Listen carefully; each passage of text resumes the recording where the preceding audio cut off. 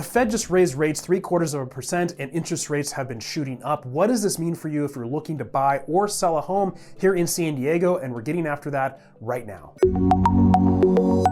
Hey everyone, we're going to be taking a look at exactly how rising interest rates affect your affordability when purchasing a home, what you can do to take advantage of the market today because of the rising interest rates, and if you're a seller, what are the 3 mistakes you need to avoid making in order to sell your home quickly and for the most money.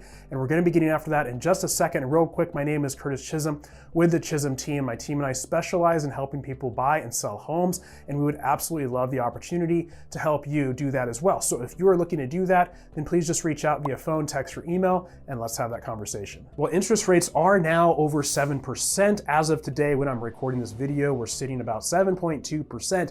Now, the Fed did just raise the Fed funds rate by 0.75%. Now, did that actually raise interest rates? Well, actually, no, it didn't. And that's because the Fed doesn't actually set mortgage rates. What it does is it actually sets the overnight value, the overnight rate of large institutions lending money to each other. So it does have an indirect impact on the mortgage market, but really the bond market is what sets mortgage rates, and the bond market moves every second of every day, and it had already priced in this change in interest rates. So with the Fed raising interest rates, it actually didn't impact mortgage rates any more than already was anticipated. So interest rates have really just been sitting right around 7 to 7.25% for the last 3 or 4 weeks at the moment. So what does this mean? Does it mean that homes are now double the price because interest rates were 3% earlier this year? Well, no, of course not. Of course, because that's just the interest on your payment, but it is certainly impacting affordability for folks. So we're going to be diving into exactly how that looks like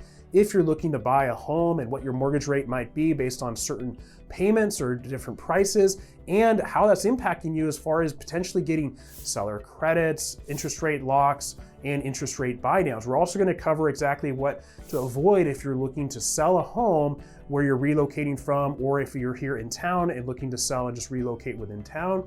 And we're going to be diving after that right here in just a second. So first, let's go ahead and take a look at what it means for you if you're looking to buy a home here in San Diego. So if you're buying, let's take a look at a home priced at $750,000 with a 7.2% interest rate that we're facing right now. So with your principal and interest, you're going to be right around $4,100 of the property tax and homeowners insurance. You're going to be at about $4,700. That's with a 20% down payment. Now, a few months ago, back at the beginning of the year, when we were at 3% interest rates, historically low interest rates, I don't know if we'll ever see that again, you would have been paying about $3,200, $3,300 a month. So a difference of about $1,400, $1,500. So you can see how much interest rates have an impact.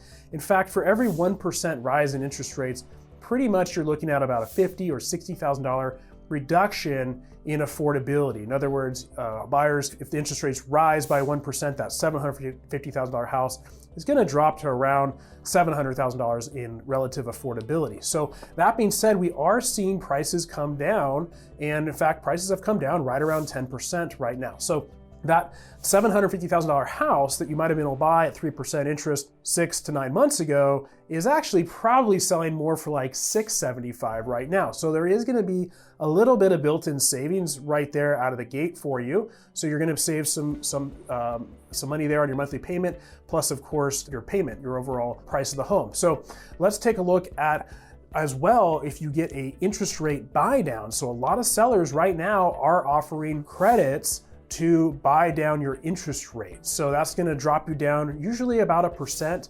So that can get you down to about 6% interest rate. So if you can actually buy down your interest rate to 6% and then purchase that home for $675,000, which is likely the case because the home price is down about 10% right now, in combination with all that, that home actually is only going to cost you about $3,700 a month, which is only about $400 to $500 more than what you would have been paying 6 to 9 months ago. So overall, when you take some negotiation skills and apply that to purchasing the home and getting the interest rate buy down, then that's going to help you actually buy your home and not come out of pocket a whole lot more money. Now, the other great benefit too, of course, to owning a home, and I'm not a CPA or financial advisor, please consult your CPA or advisor about this, but there are a lot of tax benefits to owning a home. So you can actually write off the interest payments as well as your property taxes up to $10,000. You can write off interest on the first $750,000 of your loan. So if you own a home that's worth $1 million,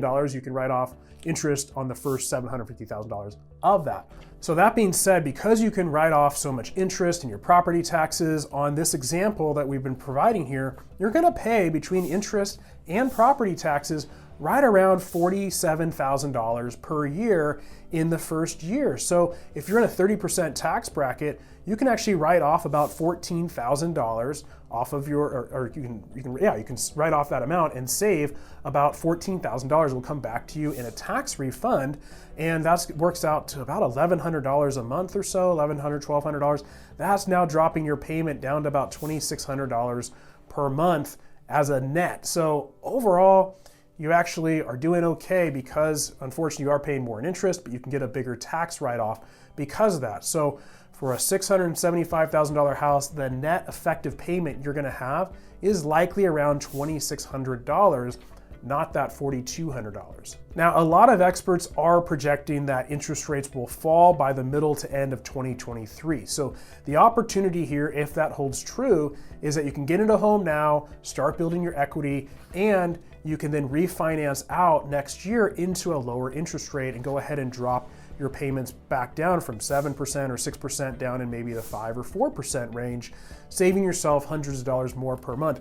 There are some programs out there now, and everyone kind of freaks out about this when they're mentioned, but are adjustable rate mortgages or ARMs. Now, what happened in 2008, the ARMs that were being peddled were terrible deals, interest rates for a very short term, maybe a year or so, or up to 5 years, but then requiring a balloon payment at the end of the term. And so a lot of people were buying homes thinking, hey, I'm gonna get so much equity in the next couple of years, I'm gonna sell the house, I don't have to worry about the balloon payment. But in 5 years, all of a sudden the interest rate shot up, balloon payments came due, and that's when all the foreclosures started to happen. These adjustable rate mortgages that I'm talking about, now these are typically offered through credit unions, but they have what are called 5-5 ARMs. Now, they change time to time as far as who's offering them, but certain credit unions at certain times are offering them. What a 5-5 ARM does for you is it locks in a low interest rate, often right now around 4%. I just had a client do it, 4% interest rate for the first 5 years. So for 5 years, you have a 4% interest rate. That can only adjust by up to 2% over the following 5 years. That's the second part of that 5. So first 5 years is 4%. The next 5 years is going to be a max adjustment up to 6% of an interest rate. So over 10 years, you're gonna have worst case scenario blended interest rate of 5%. Now, again, you can refinance out of that. Typically there's minimum terms, like the first 3 years you can't because they gotta make their money back, but you can ultimately refinance out of that adjustable rate mortgage. So that is a far better option that you might wanna take a look at that can get you into a home and still save you quite a bit on interest while taking advantage of the falling home prices, but not having to pay those super high interest rates. Next, let's look at what happens if you're selling a home and how high interest rates are going to impact you, and the 3 things you need to know what's going to happen if you price your home incorrectly. So everyone begins their search online, and if you price your home too high, here's what happens is you have fewer eyeballs on the home because it's priced out of many people's search criteria. A lot of people have filters set up for a certain range. So let's say that they're looking for homes in up to $800,000 and you price your home at $850,000 and it's overpriced, they're just never gonna see it. So if you price too high, automatically you're reducing significantly the number of potential buyers that are gonna look at your home. And then that's step 2. So they look online first, you get a lot of traction, hopefully thousands and thousands of views by pricing and marketing your home correctly.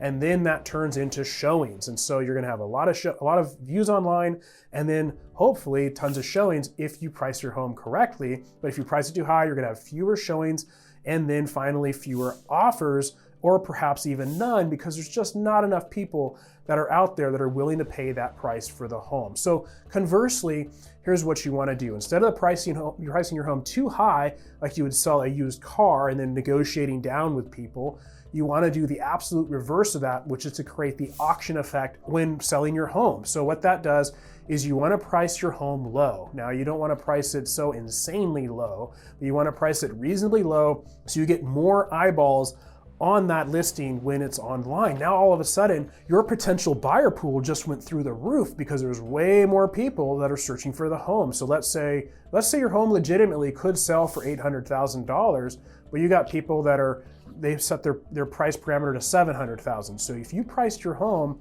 at $695, let's say, $695,000, all of a sudden you have a massive pool of buyers that are going to be looking at your home online. Of course, couple that with beautiful staging and photos and 3D tours and drone photography, and you're going to have massive traffic on your home. That's going to turn into people actually coming in to look at your home. So now your showings are going through the roof, and then that turns into offers. Now, generally what I see is about 1/4 of the folks that view a home will ultimately make an offer on the home. That's going to vary up and down, but that's a good rule of thumb. So if you have ultimately 10 showings on your home, then you're going to end up with 2 to 3 offers on the home. If you're going to have 20 offers, you're going to end up with around 5, or 20 showings, you're going to end up with 5 offers on the home. So you really want to drive that auction effect, and then that drives the fear of missing out, that FOMO. And FOMO is so real, especially when it comes to purchasing a home. And if you can get a great open house going with lots of people in there, which is what we specialize in, of course, to sell your home, is to drive massive amounts of traffic, drive offers, and then ultimately that drives the price back up as people start to bid against each other. You gotta have 2 or 3 offers on the table. That gives you a lot more leverage to negotiate with your buyers, drive the price up, and get better terms for yourself. It can still happen even in a down market. Now, a couple years ago, over the last couple years, it was easy for people to do that because you had a flood of people coming in, interest rates were historically low, cheap money, people were buying homes like crazy. It's certainly changed, but there is still tremendous amount of pent-up demand, pent-up buyer demand that is out there. And as soon as interest rates come down, especially with new construction starts down overall quite a bit, it's going to drive a lot more traffic and a lot more people into the market to buy. So we're in this period right now. We got to get through this, got to price your home correctly, market it correctly, and then ultimately drive that auction effect, that fear of missing out, and get lots of offers on your home. So that's a complete overview of what's happening with affordability of homes with the high interest rates. If you are looking to buy or sell, please reach out to me. My team and I would absolutely love to help you make that smooth move. Just got to call, text, or email. We'll sit down and have a conversation with you on what that looks like exactly for you. And in the meantime, I'll see you on the next video.